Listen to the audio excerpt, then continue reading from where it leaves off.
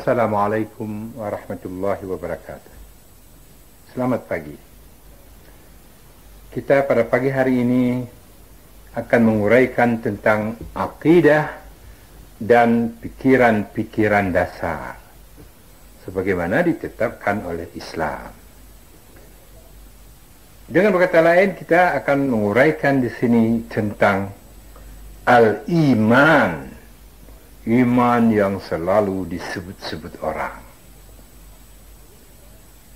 Jadi kita akan menguraikan tentang dasar mental dari manusia dengan menguraikan tentang iman ini.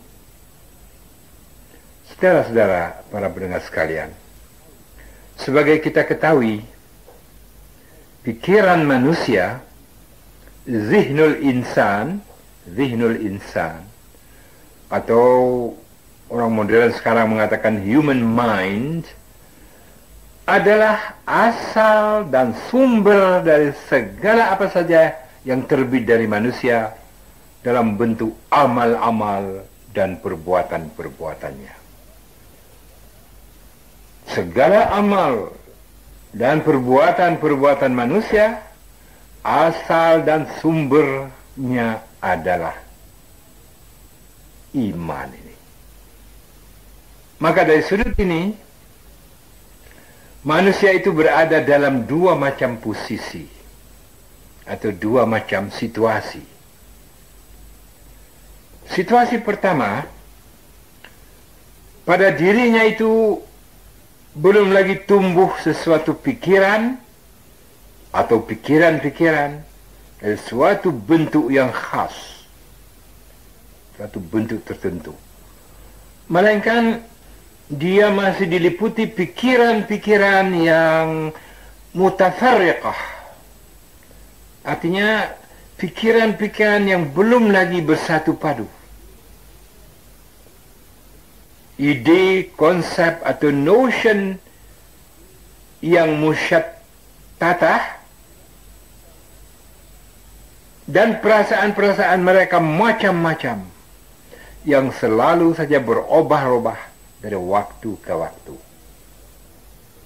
Maka tiadalah yang mendorong dia bergerak dan berbuat, melainkan kekuatan-kekuatan dari pikiran-pikiran, ide-ide dan perasaan-perasaan tersebut.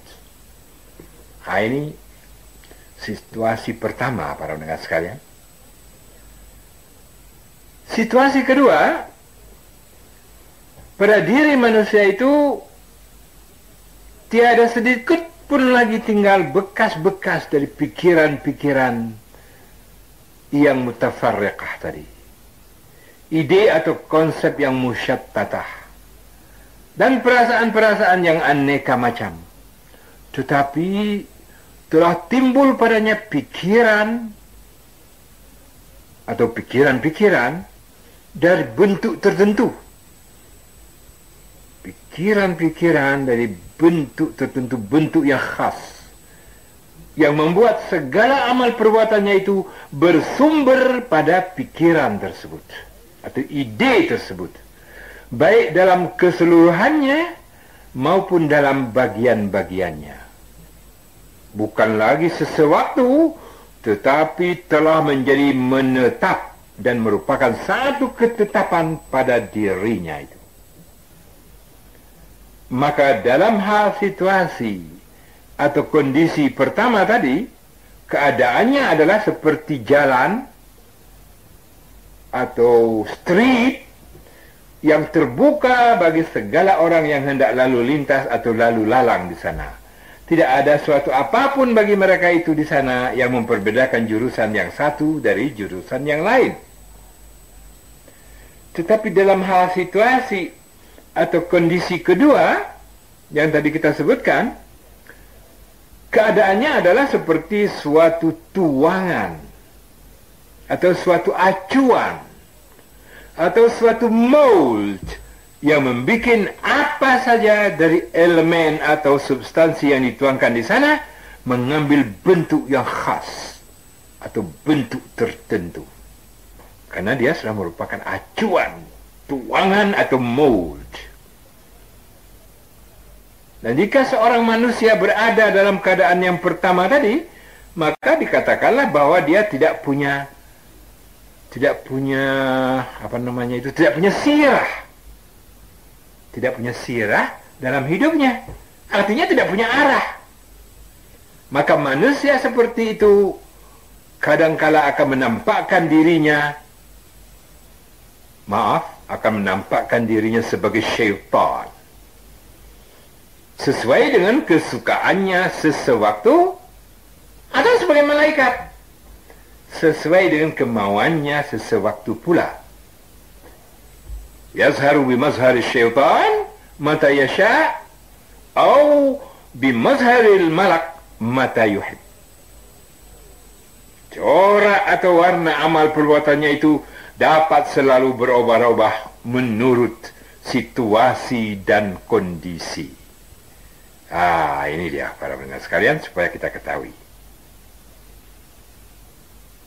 Tidak demikian halnya dengan manusia dalam posisi yang kedua tadi. Manusia dalam posisi ini, posisi kedua, seperti kita uraikan tadi, sudah punya sirah tertentu yang diketahui dan diyakini. Sirah ma'lumah mu'ayyanah. Dan dalam hidupnya, manusia seperti ini sudah punya sistem, punya aturan-aturan atau hukum-hukum. Sehingga mengenai manusia yang satu ini, dengan positif dapat dikatakan bahwa dia pasti akan melakukan perbuatan tertentu pada waktu tertentu dalam hidupnya di dunia ini. Malah reaksi atau responsnya terhadap sesuatu pun lebih kurang telah dapat diduga sebelumnya, jika mengenai hal-hal dan soal-soal yang prinsipial. Nah, itu dia para pendengar sekalian, manusia dalam posisi kedua sebagai kita sebutkan tadi. Jadi, dari uraian barusan jelaslah kiranya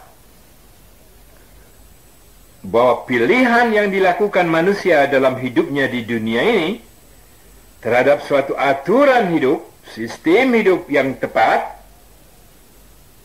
nizaman muhkaman wa tatadiban khasan, adalah patut sekali untuk dijadikan tempat berpijak dan jaminan keamanan batin baginya.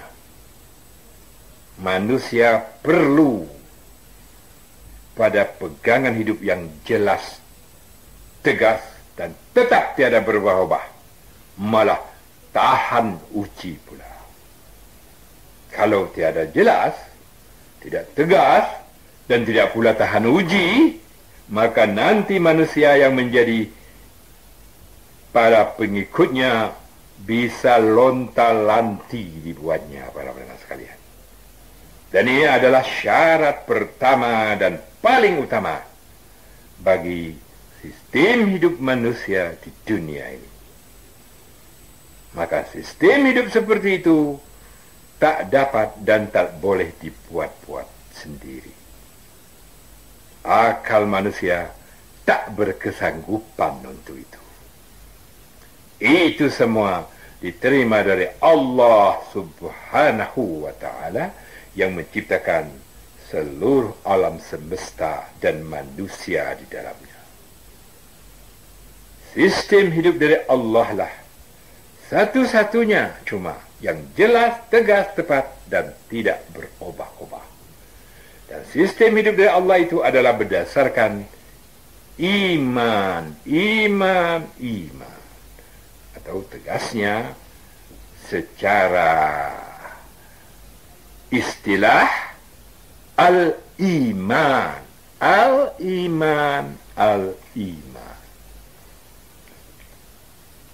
Maka para pendengar sekalian, apa makna al-iman? Ini sangat penting. Kita harus mengetahui apa itu al-iman. Iman adalah dasar mental atau dalam bahasa Arabnya disebut al-asasul fikri. Jadi dasar mental bagi perjalanan hidup manusia bersama dengan segala amal perbuatannya. Itulah dia iman. Jadi ingat, iman adalah dasar mental bagi perjalanan hidup manusia bersama dengan segala amal perbuatannya. Iman, atau seperti sekarang lebih tepat lagi, al-iman adalah istilah agama. Bermakna ketenangan dan keamanan hati atau jiwa. Dan berasal dari kata al-amnu. Kemudian jadi al-aman, yakni keamanan, security, lawan dari al-khawfu, yaitu ketakutan. Maka dari perkataan al-amnu, ingat benar, al-amnu, al-amnu, al-amnu, terbillah perkataan al-amanah, al-amanah, al-amanah, amanah bahasa kita, lawan dari al-khiyanah, al-khiyanah, al-khiyanah, khianat dalam bahasa kita. Nah,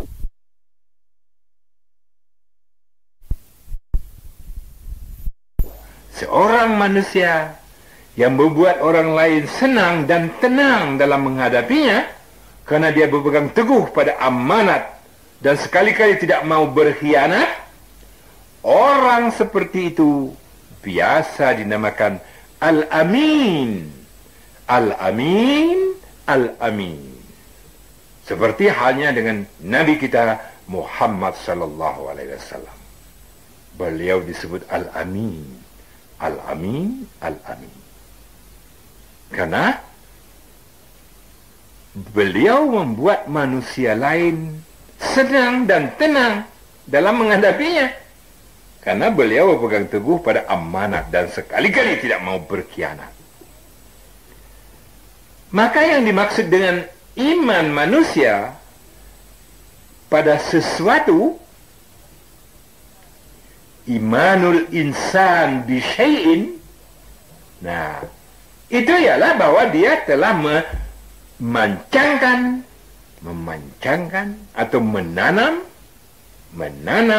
dalam benaknya, dalam zihinnya, bahwa sesuatu itu sungguh-sungguh benar. Dan dia yakin, seyakin-yakinnya mengenai kebenaran tersebut, dan dia sekali-kali tidak akan mau menerima yang bertentangan dengan imannya itu. Kelemahan iman, da'ful iman, berarti bahwa kalbunya belum lagi merasa tenang dan aman. Belum lagi itma'anna dalam bahasa Arab, para pendengar sekalian. Belum lagi feel confident, secure dalam bahasa orang sekarang, atau feel assured secara menyeluruh, sehingga dia belum lagi aman dari kemasukan dalam zihinnya sesuatu yang bertentangan dengan imannya dan melemahkan pandangannya atau jalan hidupnya, dan malah menimbulkan kegoncangan dan kekacauan dalam hidup amaliyahnya. Kekuatan iman, para pendengar sekalian, quwwatul iman. Kekuatan iman, quwwatul iman, berarti bahwa hidup itu telah berakar dan berdasar teguh, kokoh dan kuat, sehingga hidupnya tidak dapat digoncangkan oleh apapun dan siapapun lagi. Nah, ini merupakan quwwatul iman. Iman apa saja. Tetapi iman itu, para pendengar sekalian, iman itu ada dua macam. Ingat, iman itu ada dua macam. Maka perkataan iman pada asalnya adalah istilah diniyah, terminologi agama. Akan tetapi karena kita telah memakainya dalam artian al-fikratul asasiyah, pikiran dasar, maka dengan sendirinya iman itu terbagi dalam dua macam atau dua bagai. Satu, iman dalam bentuk diniyah, iman min naw'iyah diniyah, dan kedua, iman dalam bentuk duniawiyah, iman min naw'iyah duniawiyah. Ya, dari dua para pendengar sekalian, iman dalam bentuk diniyah, iman dalam bentuk duniawiyah. Maka iman dalam bentuk diniyah itu menjadilah dasar atau asas dari kebudayaan yang ditegakkan atas din atau agama.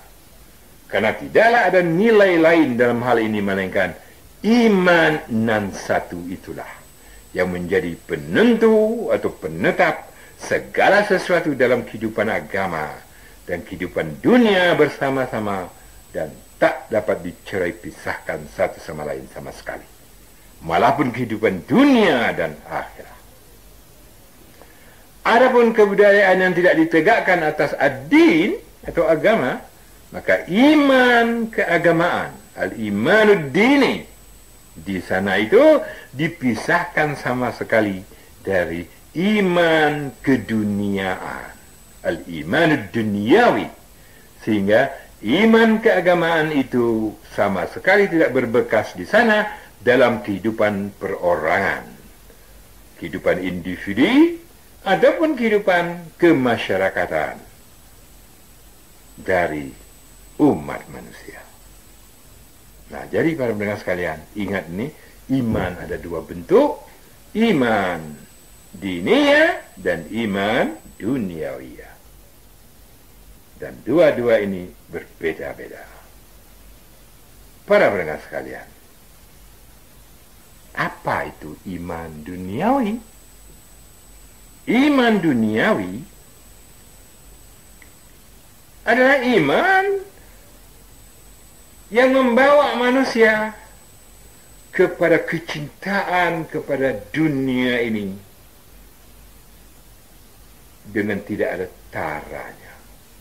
Dia dalam hidupnya menganggap dunia inilah segala. Dan dunia dalam bahasa Latin, para pendengar sekalian, disebut saikelem. Saikelem. Dari kataan saikelem, dunia, tumbuh kataan sekularisme. Nah, saikelem, sekularisme. Jadi dekat-dekat itu. Pada iman duniawi yang seperti ini, tidak ada Tuhan. Tidak ada para pembimbing agama. Tidak ada kitab-kitab suci samawiyah. Ya, malah tidak ada apapun yang bersifat kerohanian agama. Tidak ada apapun yang bersifat akhlak agama. Dan lain-lain sebagainya. Melainkan segala-galanya bersifat duniawi belaka. Bersifat sekuler belaka. Kadangkala yang dipertahankan kaum sekuler itu ialah rakyat atau bangsa, dan rakyat atau bangsa ini dipuji mereka sebagai yang paling berkuasa.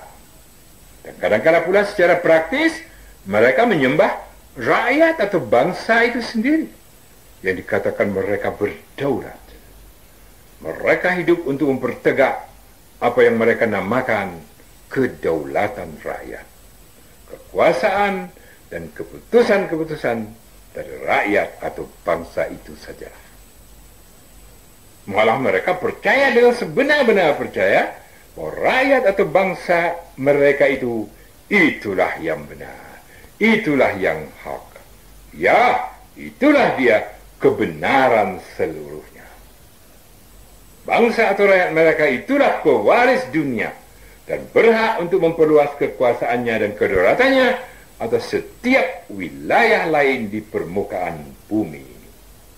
Dalam pandangan mereka, rakyat-rakyat atau bangsa-bangsa lain hanya berkedudukan seperti hewan ternak belaka. Sedang bangsa atau rakyat mereka, bangsa rakyat mereka lah yang menjadi penggembalanya. Demikianlah para pendengar sekalian, sehingga mereka mempertahankan kerakyatan ini dan malah mempertuhankan rakyat atau bangsa itu. Nah, sekianlah untuk pagi hari ini. InsyaAllah dalam kuliah subuh yang akan datang akan kita lanjutkan uraian kita. Assalamualaikum warahmatullahi wabarakatuh.